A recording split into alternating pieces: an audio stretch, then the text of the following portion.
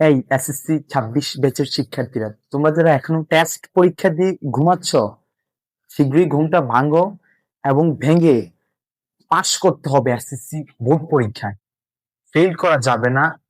তোমরা কিভাবে পাশ করবে, হ্যাঁ, সেই বিষয়গুলো আজকে আমি তোমাদের সামনে উপস্থাপন করব। ইংলিশ ফার্স্ট পেপার নিয়ে অনেকে অনেক ধরনের চিন্তা ভাবনা করে, কিন্তু আজকের ক্লাসের মধ্য দিয়ে তোমরা জানতে পারবে যে ইংলিশ কতটা সহজ। আমি একটা টপিক লিখেছি, ব্যক্তির ক্ষেত্রে সামারি। বাংলাদেশের প্রেক্ষিতে যতগুলা বোর্ডে প্রশ্ন করে 5 নং এসএসসি ফার্স্ট পেপার, হয় ব্যক্তির ক্ষেত্রে সামারি হয়, না হয় বস্তুর ক্ষেত্রে সামারি হয়। দুইটা নিয়মের বাইরে কোনো নিয়ম থাকে না। শর্ট করে যেন 10 নাম্বারে তোমরা 10 নাম্বার পাও, সেজন্য আজকের এই ক্লাসটা। দেরি না করে আমরা চলে যাচ্ছি আমাদের আজকের এই ক্লাসে। আমি লিখছি, কিছুক্ষণ তোমরা জাস্ট দেখো।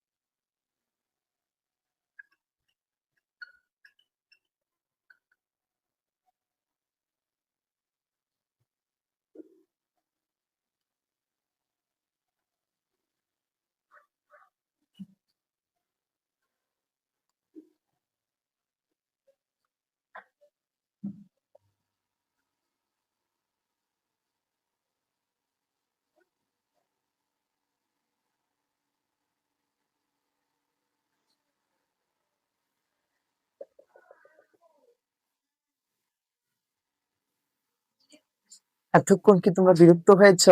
বিরক্ত হওয়ার কোনো কারণ নাই।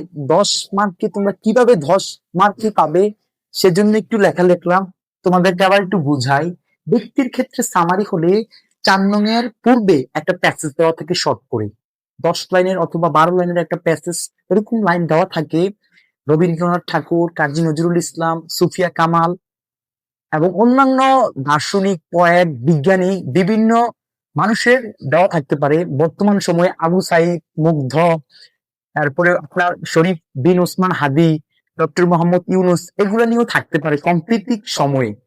আমরা যে সময় আপনাদেরকে চূড়ান্ত সাজেশনটা দিব, তখন আপনারা দেখবেন আমরা কোনটাকে কয় নাম্বার সিরিয়ালে ধারাবাহিকভাবে দিই। আগে আপনি নিয়মটা দেখেন, আমরা শুধু আপনাকে আজকে নিয়মটা দেখাচ্ছি। উপরে মনে করেন, আপনি ধরে নেন যে রবীন্দ্রনাথ ঠাকুরের জীবনী নিয়ে প্যাসেজটা করা হয়েছে, আপনি এখানে আপনাকে বলছে 5 নং সামারি লেখার জন্য। তখন আপনি কি করবেন? তখন আপনি লিখবেন দ্য প্যাসেজ অ্যাবাউট ব্যক্তির নাম, এখানে লিখবেন রবীন্দ্রনাথ ঠাকুর। দ্য প্যাসেজ অ্যাবাউট রবীন্দ্রনাথ ঠাকুর। উপরে কিন্তু আপনার প্যাসেজটা দেওয়া থাকবে। এখন আমার বোর্ড ছোট দেখে আমি প্যাসেজটা দিতে পারিনি, এজন্য আমি দুঃখিত, কিন্তু আমি বুঝিয়ে দিচ্ছি। অ্যাকর্ডিং টু দ্য প্যাসেজ, ওই প্যাসেজের মতে উই ক্যান সে দ্যাট, আমরা বলতে পারি যে this passage in written about, এই প্যাসেজটা লেখা হয়েছে। যদি পুরুষবাচক হয়, যদি উপরে পুরুষ দেওয়া, পুরুষের কোনো ঘটনা দেওয়া থাকে, তাহলে হিজ বসবে। কোন কবি মহিলা যদি হয়ে থাকে, বা দার্শনিক, গবেষক, যেই হোক, বিজ্ঞানী হোক, মহিলা হলে হার বসবে। এখানে দুইটার একটা, দুইটা বসালে হবে না, একটা বসাতে হবে যে কোনো। রবীন্দ্রনাথ ঠাকুর যেহেতু আছে, সেক্ষেত্রে আমরা হিজ বসাবো, হার বসাবো না। কিন্তু আমি বুঝানোর সাথে দুটোটা লিখেছি, lifestyle, achievement and so on, তার অন্যান্য জীবন বৃত্তান্ত নিয়ে কি আলোচনা করব। এখানে আমি ডট ডট লিখেছি। ডট ডট মানে কি আমরা অনেকে বুঝি না। এখানে আপনি ওই যে 12 লাইনের একটা প্যাসেজ উপরে দেওয়া আছে রবীন্দ্রনাথ ঠাকুরের, ওই প্যাসেজটা থেকে আপনি ব্যক্তির নাম, ওনার শিক্ষা জীবন, ওনার পারিবারিক জীবন, ওনার পিতার নাম, মাতার নাম, ওনার জন্ম, ওনার অর্জন, ওনার কোনো সাহিত্যিক কীর্তি থাকলে ওগুলা লিখবেন। তারপর আপনি লাস্টে লিখবেন মৃত্যু। এখানে নাম অলরেডি আমরা লিখে নিয়েছি, উপরে আমরা নাম লিখে নিয়েছি, তো নামের আর কোনো দরকার নেই। এখানে আমরা লিখবো ওনার জন্ম, জন্মের পরে কি থাকতে পারে, জন্মের পরে ওনার শিক্ষা জীবন, আমরা লিখবো শিক্ষা জীবন।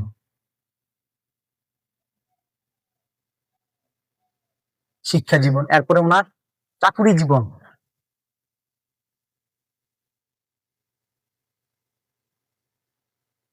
চাকরি জীবনের পরে থাকতে পারে ওনার সাহিত্য উপন্যাস, ওনার কীর্তিগুলা, ওনার কাজকর্মগুলা, সাহিত্য উপন্যাস।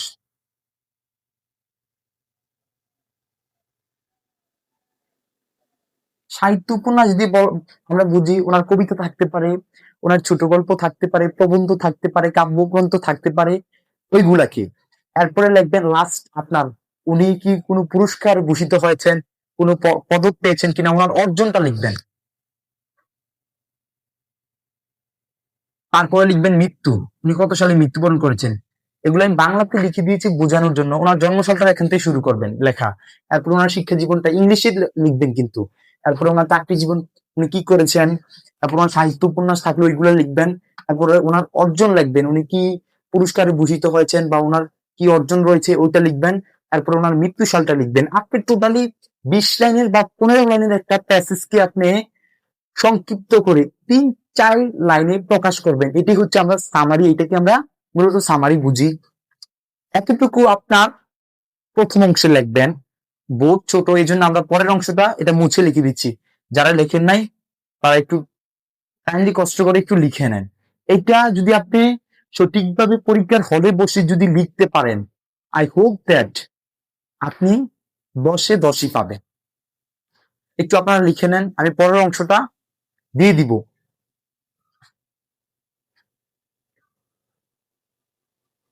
এবার আমি মুছে দিচ্ছি। আপনারা পরের অংশটা আমি বলি, আপনি একটু দেখেন।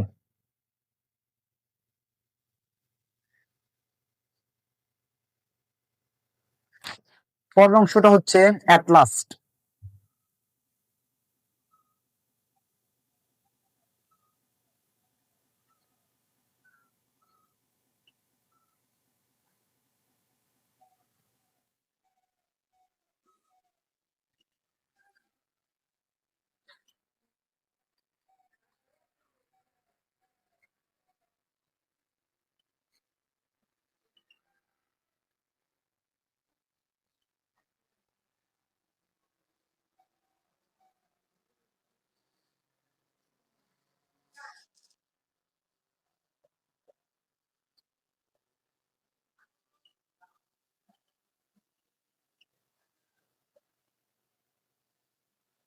At last, we can say that we have learned a lot of things by reading this passage, and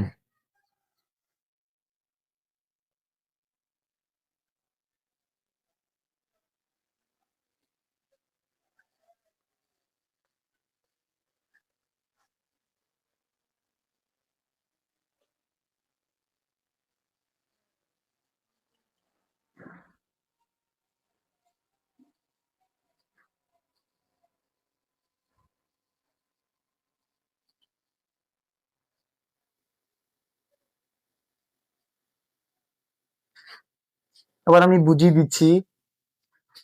At last আমরা পরিশেষে বলতে পারি, at last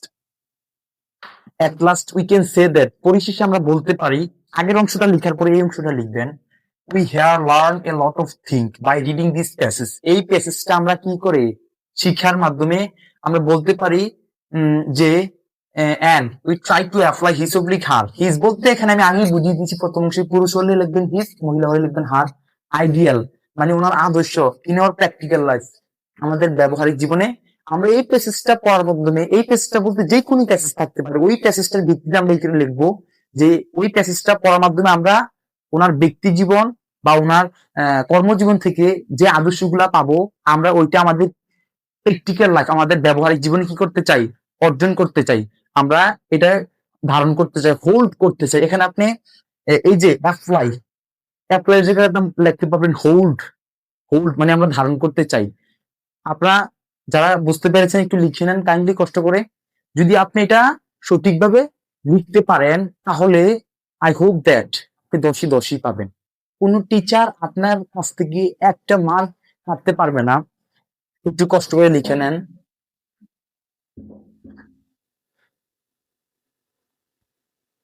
আশা করি আপনাদের সবার লেখা হয়ে গেছে। নিত্য নতুন ভিডিও পেতে আমাদের এই ক্লাসটি আপনারা অবশ্যই দেখবেন। এরপরে আপনারা নিত্য নতুন ভিডিও পেতে আমাদের ইউটিউব চ্যানেলটি এবং ফেসবুক পেজটিকে ফলো দিয়ে সাবস্ক্রাইব করে আমাদের পাশে থাকবেন এবং আমাদেরকে উৎসাহ প্রদান করবেন। আসসালামু আলাইকুম। আজকের মতো এখানেই বিদায় নিচ্ছি।